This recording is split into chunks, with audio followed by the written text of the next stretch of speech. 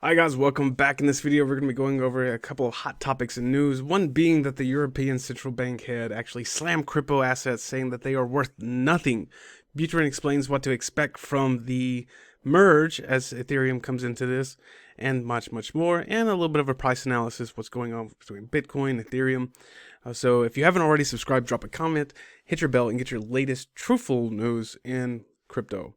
All right, so European Central Bank, that president of the European Central Bank, Christine Lagarde, made it very quite clear about her position on the value of cryptocurrency assets in an interview, which is kind of funny because, Europe, and we're going to get into this in just a second, but Europe honestly has been nothing but a utmost enemy for crypto. And it's even funnier that they're saying that crypto is worth nothing.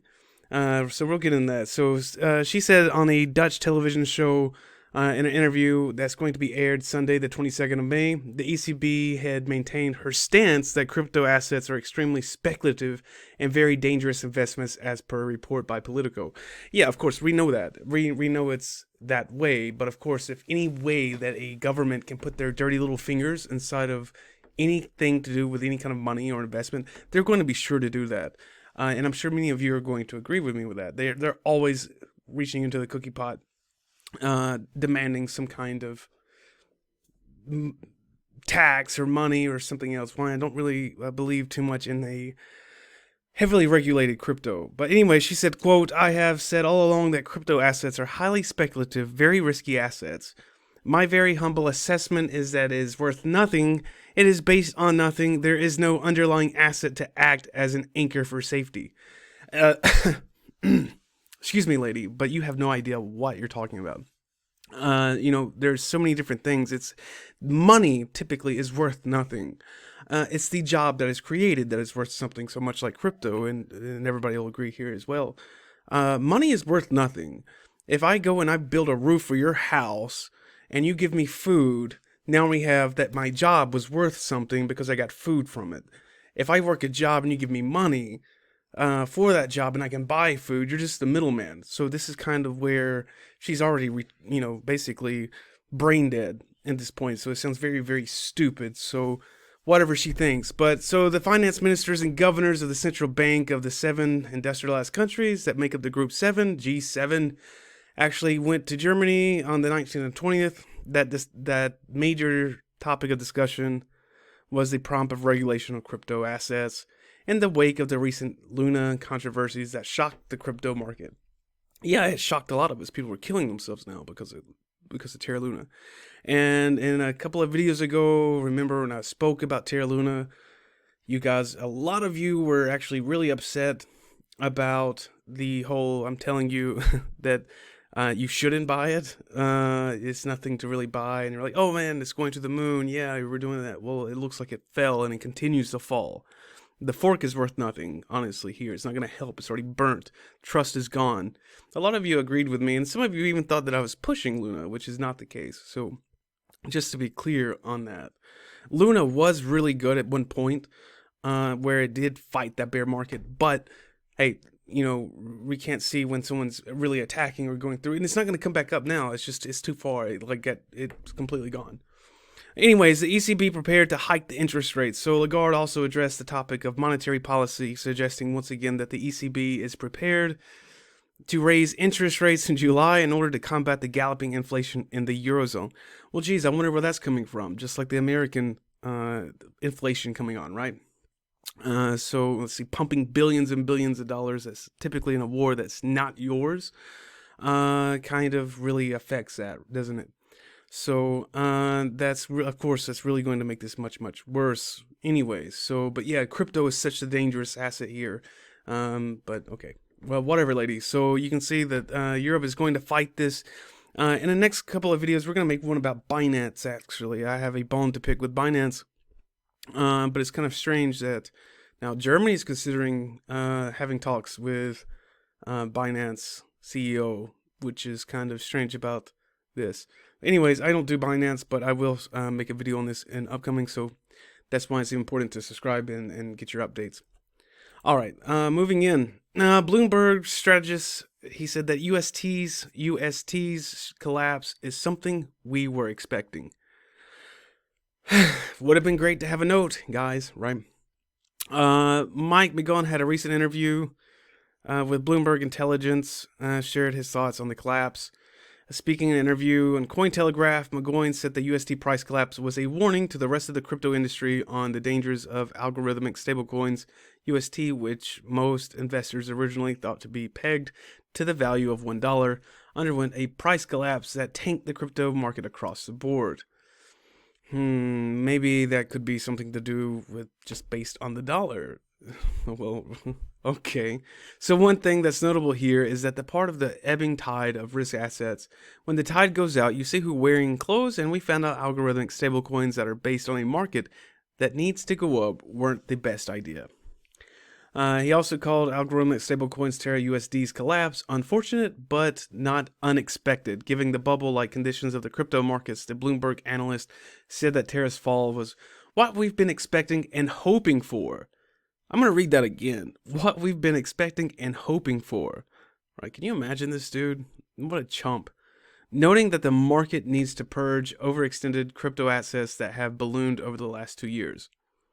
Hoping. Now, this dude, he's hoping, he's hoping for this. So he's not losing anything, but you are. But he's hoping for that. Now, think about that. He's hoping for that. Even if you don't agree with certain things, even if it's a bubble, why would you hope this? That's a very, very shoddy kind of wording there. So whatever. He pointed out that flushing the crypto market of nonsense projects would result in crypto getting back to really building the foundation that would ultimately transform technology and finance. I can agree. Look, hey, some projects are completely useless. I agree with that too. But you don't want to wish or hope like people lose their money. Right? Hope that they just kind of, and to pull everything else down. That's not a good thing. Like, if you want to purge the crypto market, how about this? How about not even if it's a useless? How about making them useful? We can do that. That's another thought, but I guess people don't really think on that, right? But okay. So yeah, he's hoping for it. Yeah, it's always good to get rid of, or like, I'm not even gonna say get rid of, but I'm gonna say to really embrace other coins and other projects, because maybe right now, I mean, look at Cardano. Like, they have a lot of projects and they're not really fulfilling them right now, and they have a lot of them and it's not really going up either. If you look at it, there's a lot of them that's going on, even Ethereum, and trust me, I like Ethereum, except for the gas prices, but I enjoy this. And so when we look at it in such a manner where, are they really fulfilling things like in a timely manner? Are we really seeing a lot of projects? Not really, but it still has some value to it. So I'm not going to hope that it collapses because it's not going to my needs. For, speaking frankly, it's not. I mean, I'm not going to wish that. So, all right. Speaking of Ethereum, Buterin explained what to expect after the merge this summer ahead of the point of sale upgrade, proof of stake. Ethereum, Buterin confirmed that the merge will likely occur this summer. And Shanghai Web 3.0 Developer Summit, Buterin touched upon what's coming after the merge, and now he is concerned about the larger crypto ecosystem that is focusing too much on FinDApps. KuCoin released KCS white paper, a path for geek to mass adoption. So it's funny too, because I just read an article too about him, how he's not a billionaire anymore. He made this tweet, actually. It wasn't an article, he made a tweet, but he said that he's not a billionaire anymore. It's a shame, but I think he's not too worried about that right now too. But the Shanghai 3.0 developer on Thursday confirmed that the merge will likely occur in the summer, right? The merge months, August, September, or October. He said, quote, if there are no problems, then the merge will happen in August, but of course there's always risk of problems. There's also a risk of delay, and so September is possible and October is possible as well. Awesome timeline.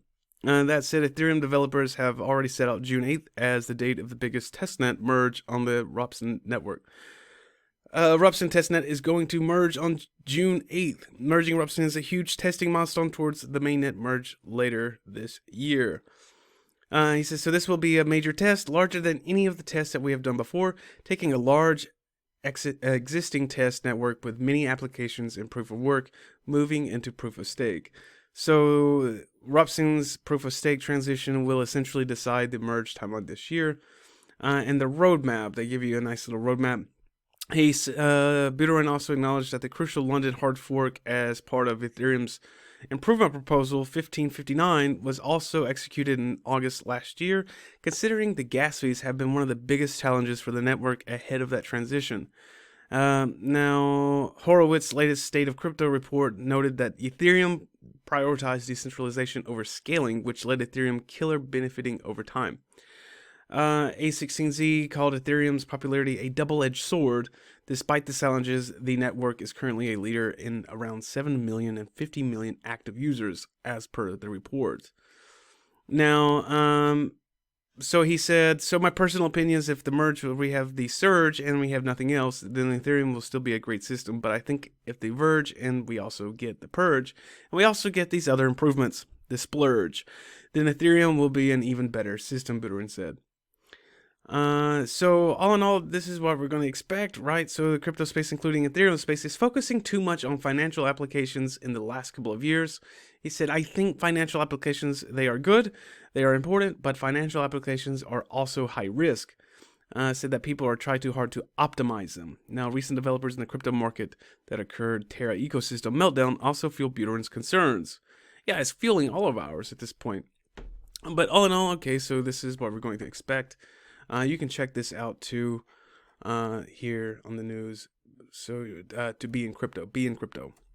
So go and check that out. You can see that roadmap. South Korean regulators introduced new framework to protect the cryptocurrency investors. Of course they do. They're going to need this.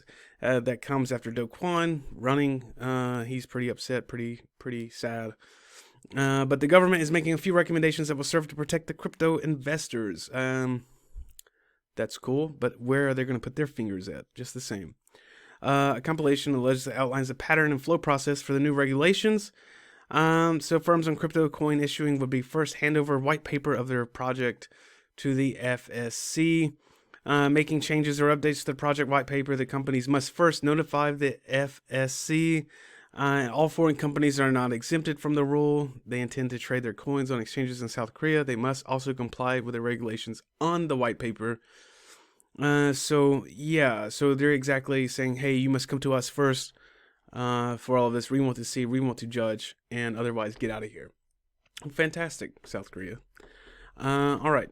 So now the market is, I'm not going to say it's stabilizing. It's still pretty bad, but all in all together, let's see, yesterday, the day before yesterday was a little bit better. It's still kind of like hanging out, and you can kind of see on the charts that looks like it's kind of moving at a bit of a range motion, kind of sideways. Bitcoin's down by 3.65%, only up by 0.05 for the daily, or for the weekly. Ethereum down by almost 4% for the day, almost 2% for the week. Let's see, red, XRP 4.10%.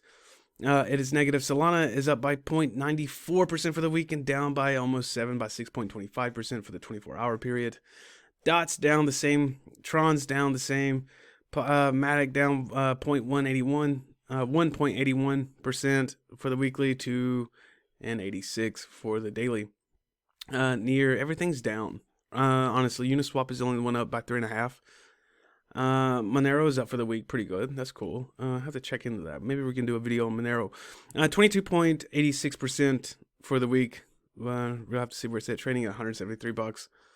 ApeCoin is kind of down 7.83. Imagine, like 2 weeks ago, this was like $15, $16. So it's fell like over 50% in the last like 2 weeks, which is absolutely horrid. Other than that, let's see the top 30 coins. I don't know if you guys are trading on these. If you do, drop a comment. Let me know which coins are you trading in on right now. Are you buying into the top 10 or are you down past the 30s? But all in all, everything looks pretty bad. So we'll go from there.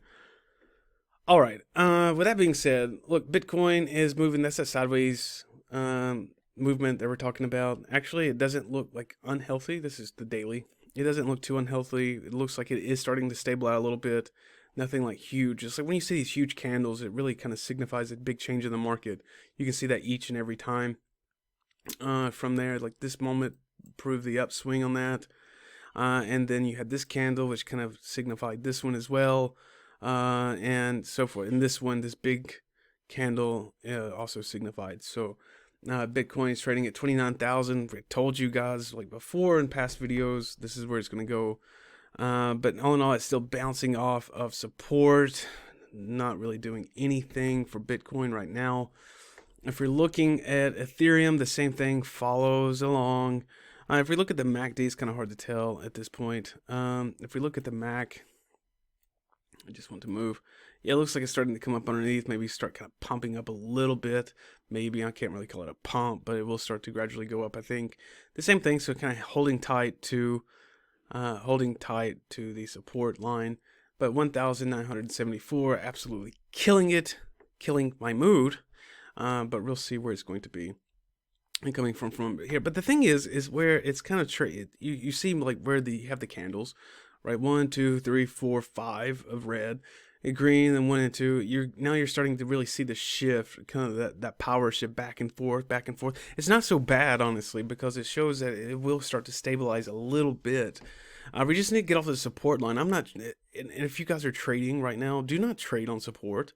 Don't do that. It's like financial suicide, because at any moment it can just completely fall out, especially right now. So don't do that. Wait for a couple of days. If it starts to go up, if it touches 2,200, for example, or 21, give it another day or so to just kind of read that next candle and see what's going to happen. Kind of, again, follow your fundamentals, and follow that. Like there's that guy, Rayner. He's really good with kind of giving your fundamentals. He will help you. Just don't be greedy. All right, guys, that's all we have for today. Subscribe, drop a comment below. Let me know what coins you're doing. Tell me what you think about this whole deal with Europe calling crypto worthless. Let me know about that. What about crypto or South Korea saying that we're going to stick our dirty little fingers in it too? So you must come through us. I see it. Do you think it's actually protecting the crypto holders in South Korea, or do you think it's actually going to hinder them later on? And what about the projects? Let me know in the comments below. Thank you, guys. See you again soon.